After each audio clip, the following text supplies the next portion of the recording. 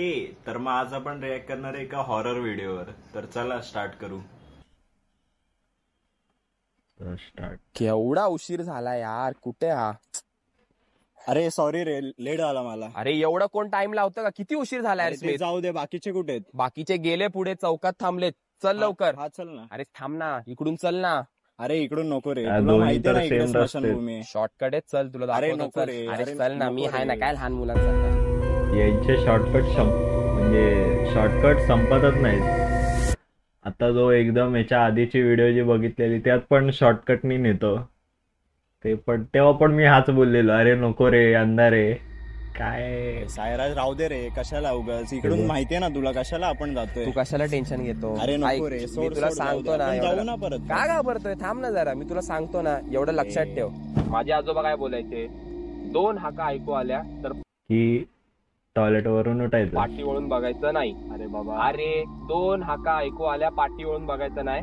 जोपर्यंत तिसरी हाक येत नाही तोपर्यंत पाठी वळून बघायचं नाही. हे बाबा तू जाम घाबरवतो. आता चल जाऊ. अरे नाही रे, थांब रे, मी जोक करत होतो रे. चल रे, तू एवढा काय घाबरतो? मस्ती करत होतो मी. चल पटकन. तुझा आवाज होता? अरे हा माझाच होता. ऐकलं. जाऊ दे, आपले कान वाजतात. चल लवकर. काय याचा डायलॉग आहे? हा माझाच होता. तुझाच आवाज होता. अरे मी ऐकलं, खूप झाला आता. मी जातो, चल पटकन चल तू. अरे भाई थांब. अरे हा कुठे काय चालला? कारण होतं? अरे यार, काय घाई करतोय भाई? थांब ना. आपण ना यार, खरंच. अरे सायराज, काय यार तुला किती हाका मारला यार? कुठे चाललाय एकटा पुढे पुढे? भाई स्मित, तू इकडे? मग तो हो, मस्त ट्विस्ट होतोय आणि लास्टला पण माझा आवाज होता तो. मस्त.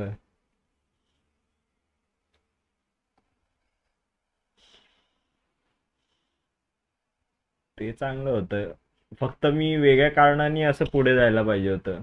तुला अरे खूप झालं चल आणि मी निघालो ना, त्यापेक्षा वेगळं काहीतरी कारण पाहिजे होतं. मस्त झालं असतं. नेक्स्ट बघूया आपण. नेक्स्ट ही बापरे 10 मिनिटाची. 10 मिनिटं.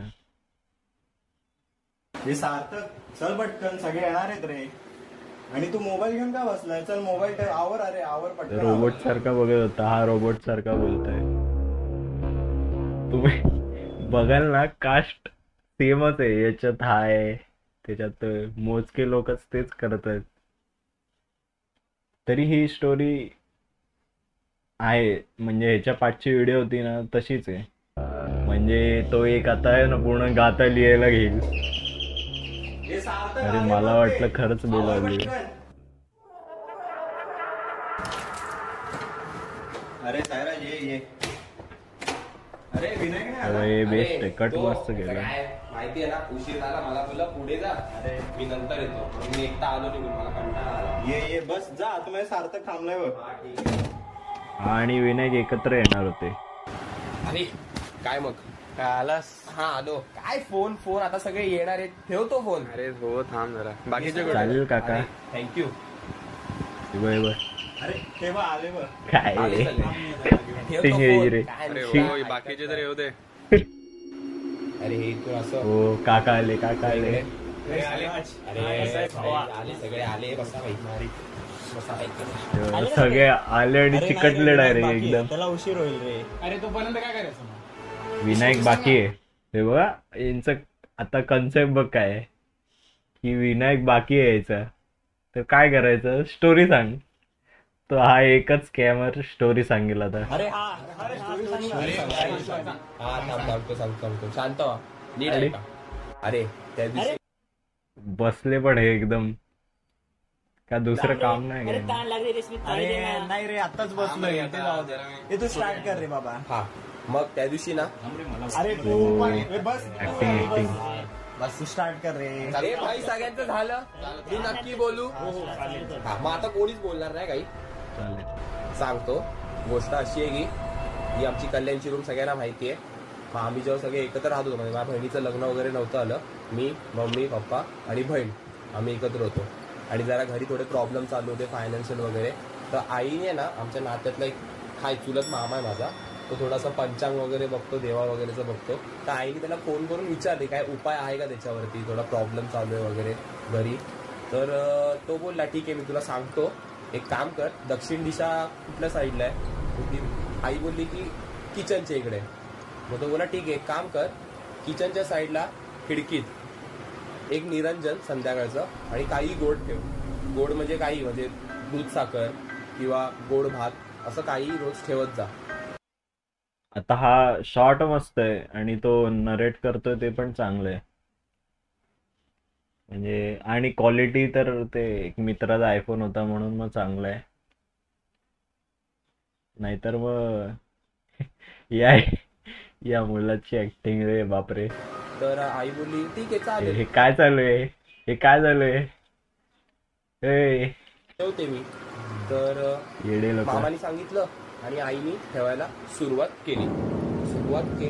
पहिले 2-3 दिवस काय माहित नाही आम्हाला, कोणालाच माहित नाही की आईने हे केलं.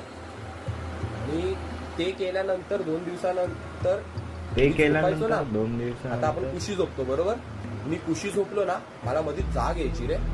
आणि जाग आल्यानंतर ना मला फील व्हायचं की माझ्या पाठीमागे कोणतरी मांडी घालून बसलंय आणि मला बघतंय. मांडी घालून शिला बसलाय.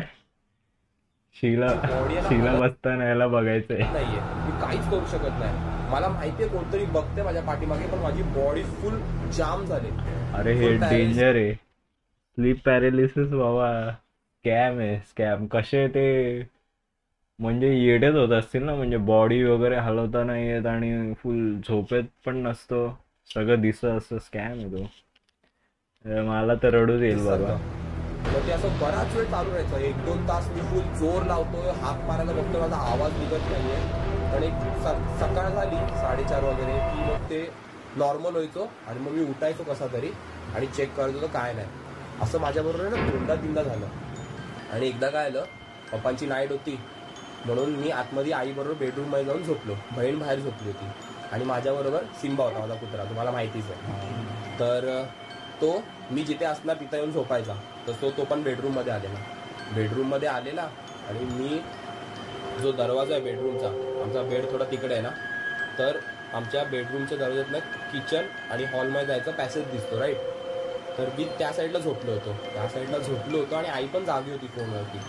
आणि सिम्बा गुरगुरायला लागला. तर मी बघितलं काय आलं, सिम्बा बराच वेळ करत होता.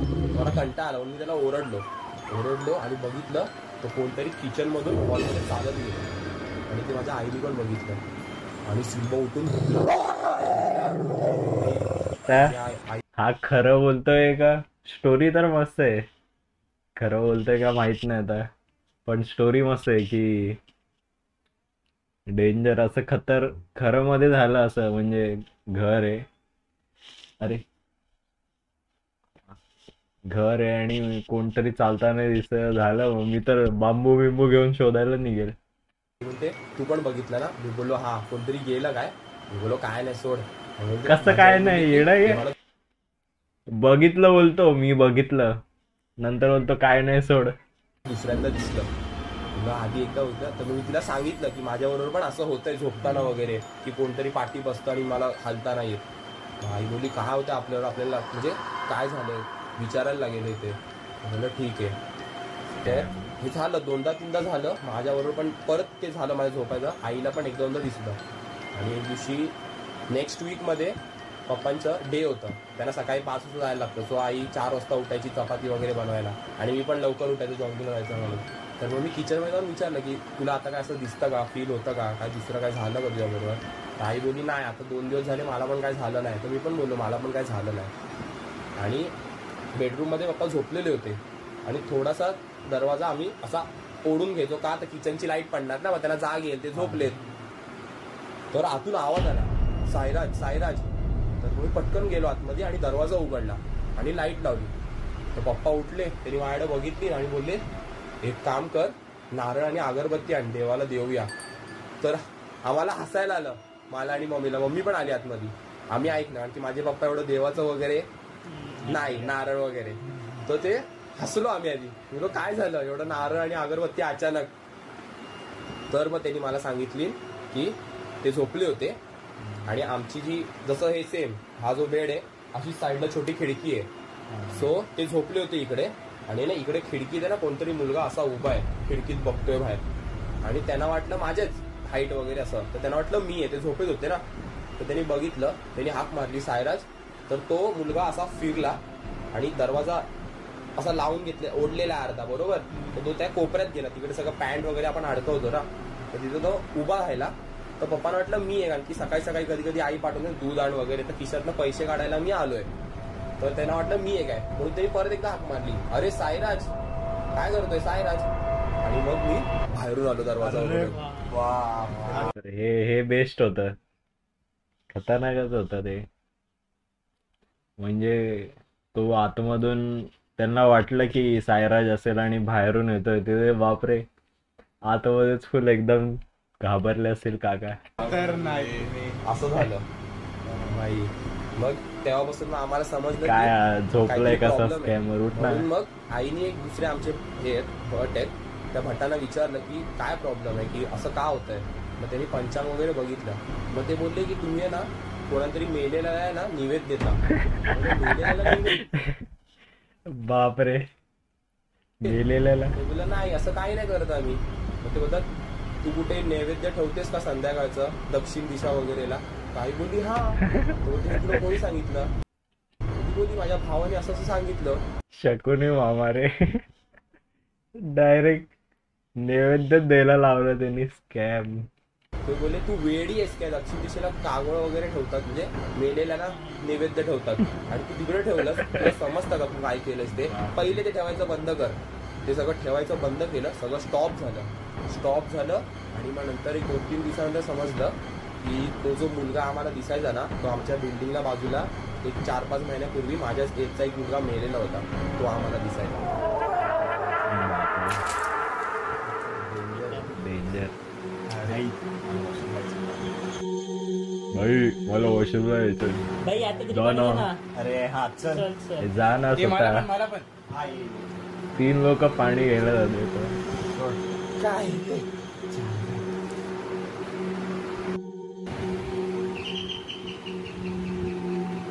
मेलो असली रे कोणतरी वाजवत जा बघ जा कोणतरी वाजवत आहे. एक बेल ऐकायला हा शॉर्ट मस्त अरे अरे भाई ठीक आहे. काय ना उशीर करतो डोकंच फिरवून टाकलं. खतरनाक आहे हा ट्विस्ट खतरनाक आहे. तू म्हणजे आतमध्ये एवढं मस्त पैकी स्टोरी बिरी ऐकतात त्याच्याकडून अरे वा आता बाहेर येत आहे. अरे असं काय बघतोय काय असं काय बघतोय.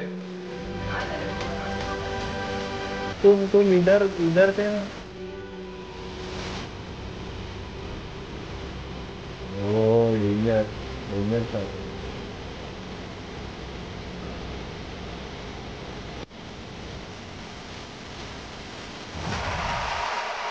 वा मला तर आवडला मस्तच होता. कसा वाटला तुम्हाला. मला तर खरंच आवडला.